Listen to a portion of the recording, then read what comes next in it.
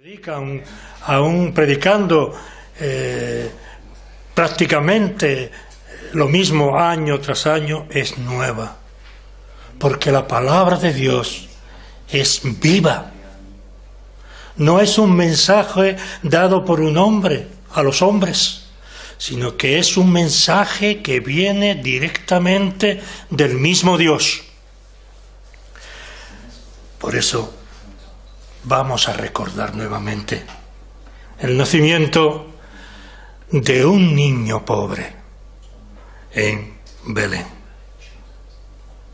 de un niño que no tenía nada, que no poseía nada, que vino a la tierra como un hermano a salvar a sus hermanos de la condenación, estando dispuesto desde su mismo nacimiento a darse por cada uno de los que amó en el tiempo y en el espacio, porque, como dije las semanas anteriores, para Dios no hay tiempo, para nosotros hay tiempo. Y estoy repitiendo últimamente mucho este concepto porque es el no entenderlo, el no comprender. La eternidad de Dios es no comprender nada. Si comprendiéramos la eternidad de Dios, no pecaríamos, no seríamos malos hacia los demás, seríamos buenas personas, todo eso está bien, pero seríamos algo más, estaríamos en comunión cada día con Cristo, nuestro Señor y nuestro Salvador.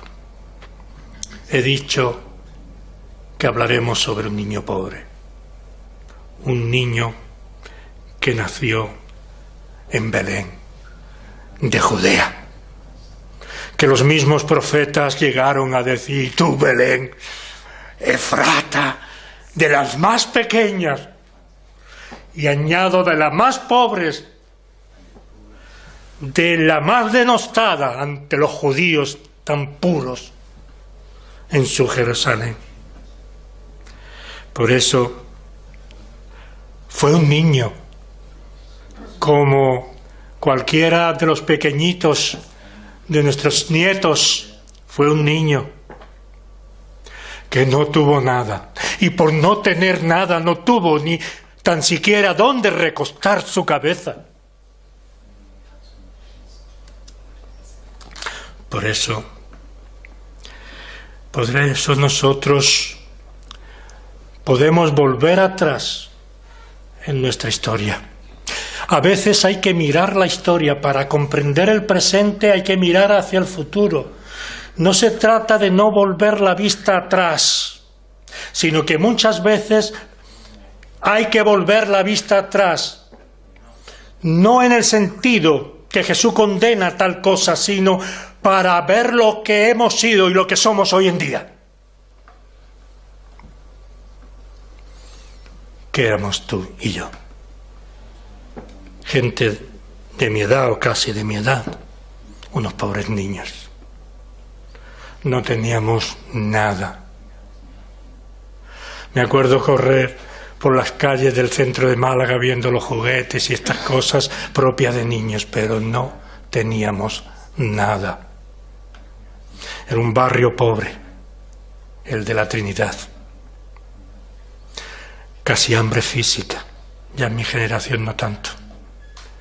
Pero no teníamos nada. Veíamos los juguetes de tal manera que disfrutábamos viéndolos en los escaparates. Pues Jesús no tenía ni tan siquiera esa oportunidad. Jesús podría haber venido como una persona rica, dentro de una familia rica, pero no fue así. No fue así. Estuvo en Belén, no hubo un lugar para él en el mesón.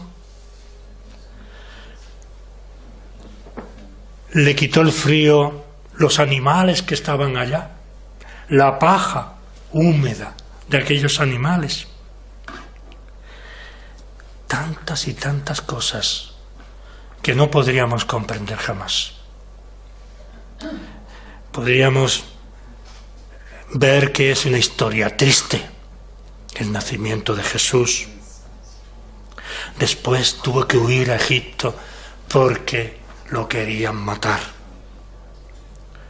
Pero Jesucristo nuestro Señor, a pesar de su nacimiento, en las circunstancias en las que ese nacimiento se desarrolló, a pesar de todo eso, Él nos enseñó la grandeza de la humildad. Debemos aprender de nuestro Señor Jesucristo.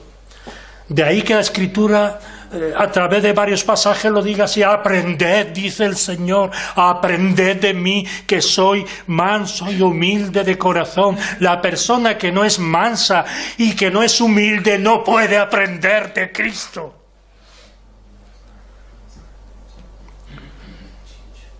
Nos enseñó la grandeza de la humildad. Por eso podríamos decir que el nacimiento de nuestro Señor Jesucristo es una bofetada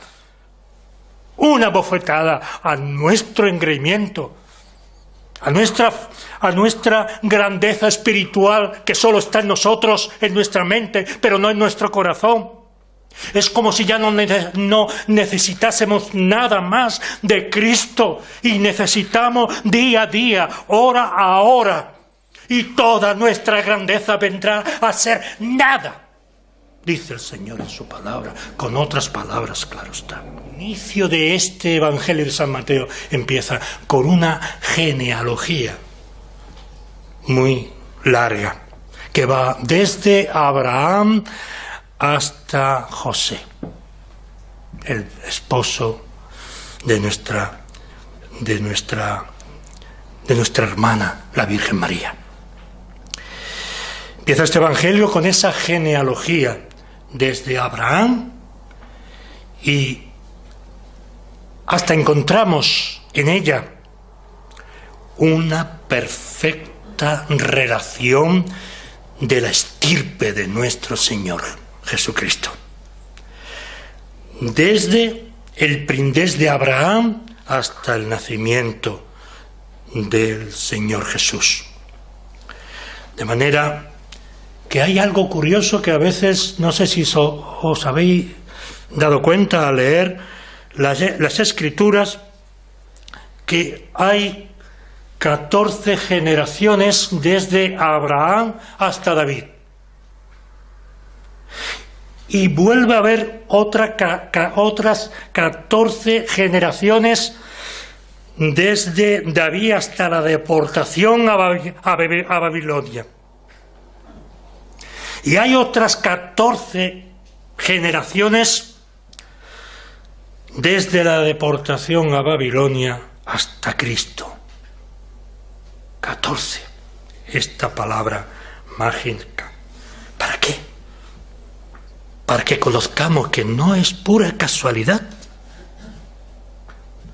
Para que leamos incluso en esto que no tiene importancia ninguna, pero que es realmente algo visible y que muchos estudiosos de las Escrituras desde el principio en el mundo judío hasta nuestros días, que Jesucristo es plenamente Dios y plenamente hombre, en un nacimiento virginal milagroso. De modo que el niño abandonó el cuerpo de María y quedó María médicamente virgen. Sabemos que nuestro Señor Jesucristo nació como uno más de sus hermanos. No hubo ningún cambio de ese tipo, ningún milagro para defender lo indefendible, la virginidad de María. Las Escrituras nos hablan en muchas ocasiones de la mujer como como un ser capaz de procrear, es un don de Dios. Esta idea católica romana viene del siglo II de nuestra era y llegó a convertirse en una idea corriente, no fue hasta el siglo II, como parte del concepto de la perpetua virginidad de María. ¿Pero qué cambia todo eso? La mujer que pare, o que viene a luz, o que da a luz, perdón, es una mujer bienaventurada. Solo la mujer puede hacer algo que ningún hombre puede hacer. Parir, por usar un término antiguo, dar a luz. Eso es algo maravilloso. Algo que no podemos contestar, que no podemos explicar. ¿Cómo se va formando ese ser que ya a los pocos días ya hay algo, hay vida, hay una vida que es independiente de la madre? No lo olvidemos, depende de la madre, pero independiente de la madre, y se va formando. ¿Cómo se va formando en sus manitas, en sus pies? ¿De qué manera se forman los huesos? ¿De qué forma llega a ser, al dar a luz su madre, un niño tal como nosotros lo entendemos? Como está escrito, dice el Señor, en la ley del Señor, todo varón que abriere la matriz de una mujer será llamado santo al Señor. San Lucas 2, versículo 23. Nosotros esto lo tenemos claro. Los primeros cristianos también lo tenían. Y el mismo evangelista Mateo nos habla claramente sobre esta cuestión. Y no la conoció. José no conoció a su mujer hasta que dio a luz a su hijo primogénito, Jesús. Por eso, María, después de este nacimiento de nuestro Señor Jesucristo, posteriormente a este nacimiento virginal de Jesús, dio a luz a otros hijos e hijas, como cualquier otra mujer. Y la afirmación bíblica que José no la conoció hasta que dio luz a su hijo primogénito se descarta totalmente, pues José y María no se abstuvieron de la relación matrimonial. Por eso se descarta, que José y María, repito, se abstuvieran de esa relación permanentemente, de no tener relaciones matrimoniales normales. Nosotros, al contrario de la Iglesia romana, hay una diferencia importante. Nosotros, pues, usamos el nacimiento virginal de nuestro Señor Jesucristo como equivalente a la concepción virginal, no aparte. No son dos cosas aparte, sino que ambas son una. 4 hermanos de Jesús se describen en los evangelios: Jacobo, José, Simón y Judas.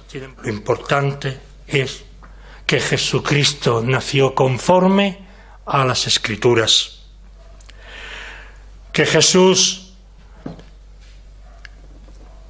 creció como cualquier niño, que Jesús se hizo hombre, que Jesús fue a la cruz para salvar a los que conoció antes que los mundos fuesen. Esta es una gran realidad. Lo otro se puede discutir, pero no es algo fundamental. La verdad es que Jesús nació de María Virgen. Punto y final. Por eso el evangelista Juan viene a decirnos en esta tarde, en su texto de 3:8, el viento sopla donde quiere y oye su sonido, mas ni sabe de dónde viene ni a dónde va. Sabemos nosotros dónde va el viento, hacia dónde, de dónde, cuál es el origen. No. Cuando sentamos cátedra, aparte de lo que la Escritura nos enseña, así nosotros erramos. Mucho menos podemos saber cómo nuestro Señor Jesucristo fue formado en el vientre de la Virgen María. Dice la palabra de Dios: mi embrión fueron tus ojos, y en tu libro estaban escritas todas aquellas cosas que fueron luego formadas, sin faltar una de ellas. El consejo de Dios se hizo completamente, no hubo fallo, no hubo olvido. El consejo de Dios en cuanto al plan de la salvación fue completo. ¿Por qué? Porque era de Dios. Mi embrión vieron tus ojos, ya desde de la misma concepción. No olvidemos tampoco que la Virgen María, Madre de Jesús, estaba comprometida, desposada, casada con José, pero no estaba casada conforme a lo que nosotros entendemos por casamiento. La costumbre es que no estaban casados realmente hasta que el padre le entregaba a la novia, al marido,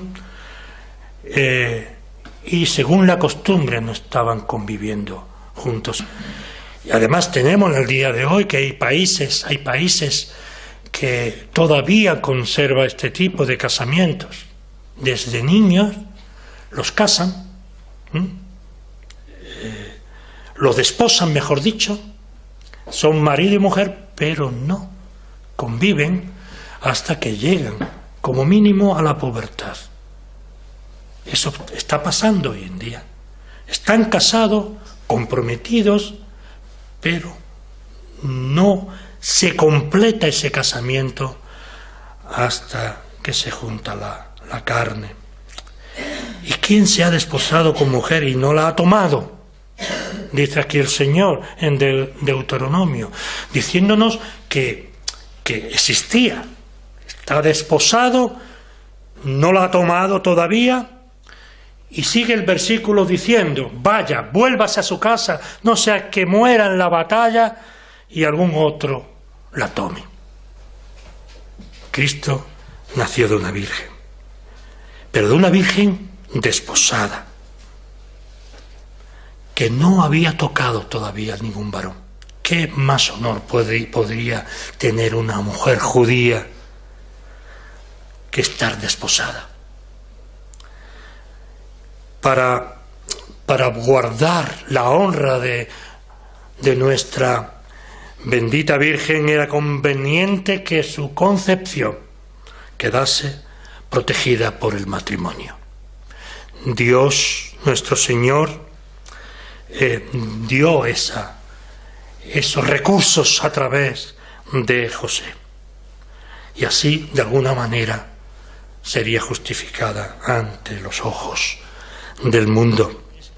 Hay quienes opinan que José era viudo y que los que mencionan como hijos suyos eran hijos de un matrimonio anterior que José había tenido.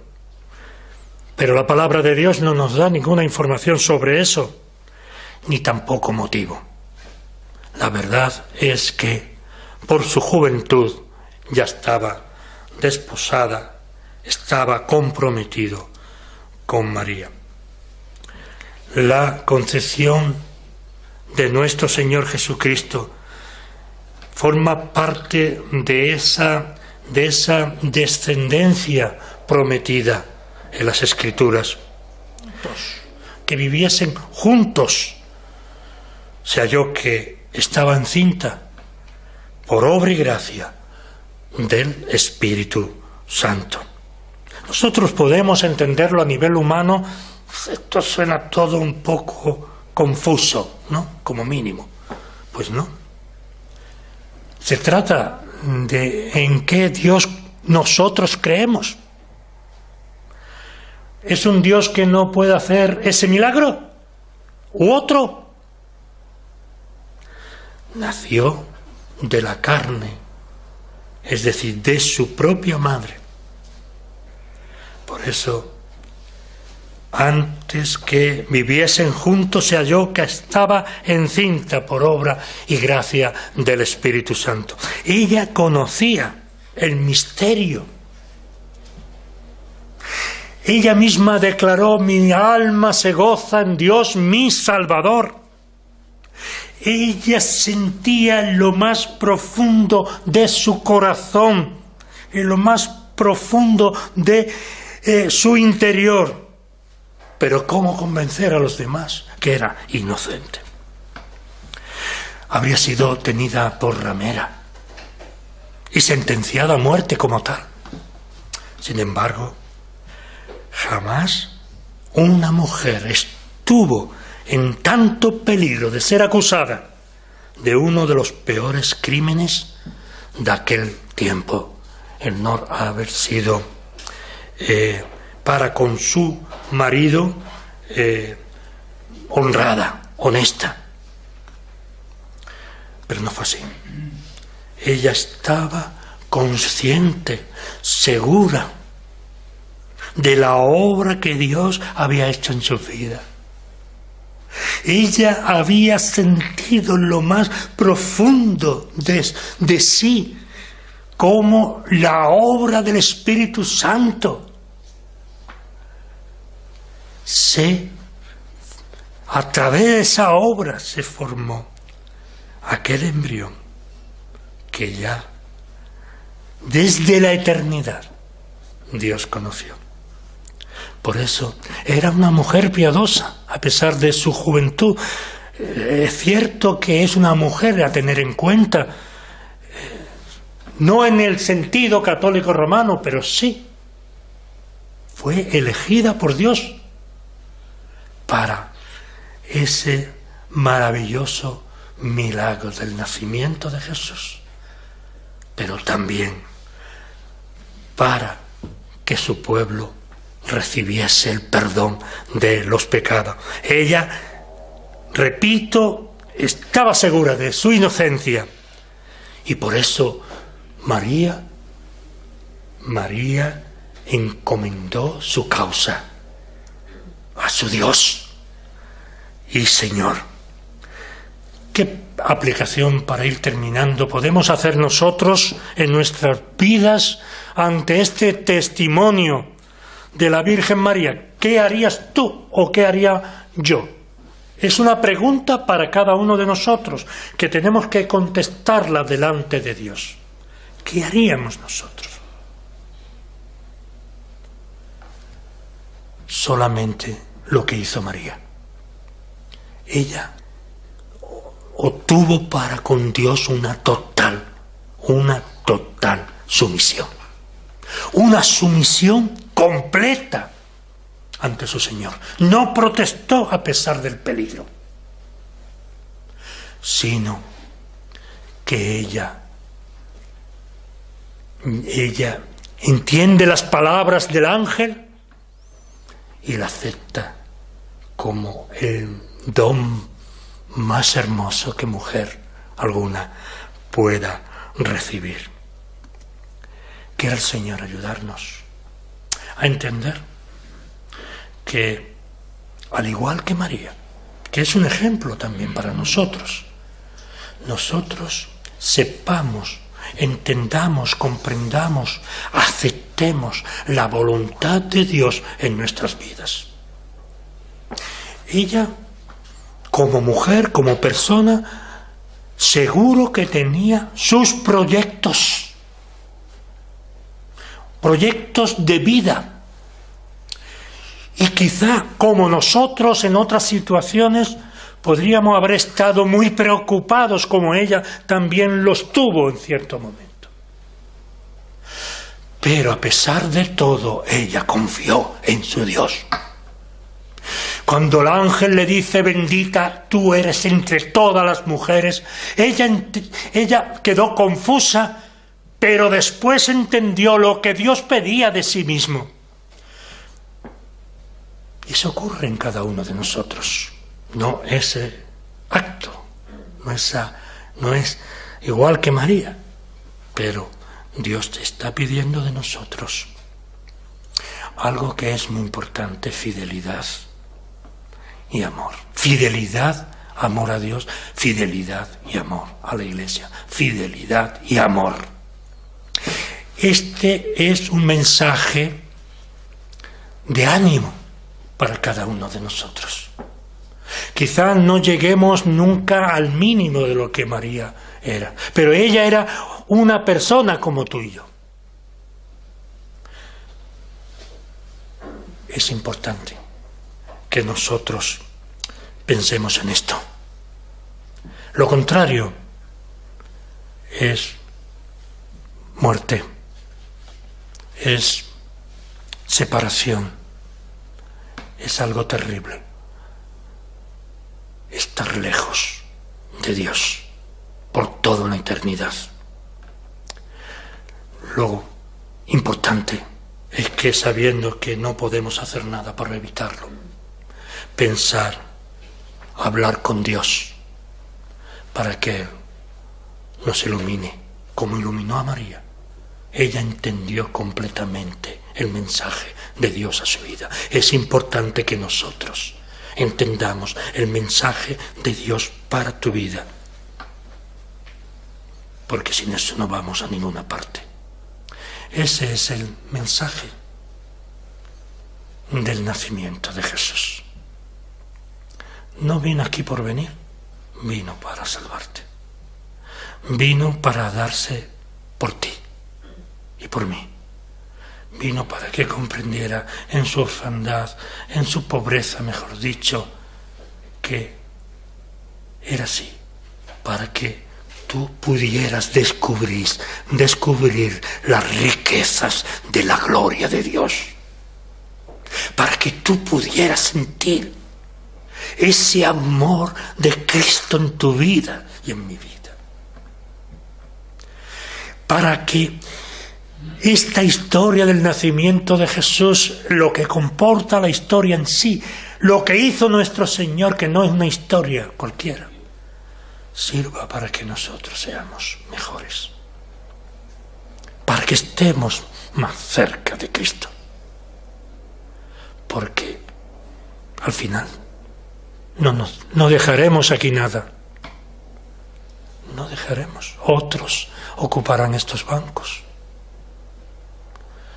y otros ocuparán nuestras casas. Y en pocos años no se sabrá nada de nosotros. Quizá algún nieto o alguna nieta diga, ¿y cuál fue el abuelo o la abuela? ¿Cómo eran? Y tal. Pero al final, nada, polvo somos y al polvo volveremos. Solamente estaremos con el Señor. Volaremos hacia allá. Nos quitará esas ropas harapientas y nos vestirá con esas vestiduras blancas para la gloria de Cristo, para la honra de Cristo, porque Él fue el que murió, Él fue también el que resucitó, Él venció a la muerte y con ese poder, hermano y hermana, podemos confiar en un Dios que no muda, a pesar que mudemos nosotros.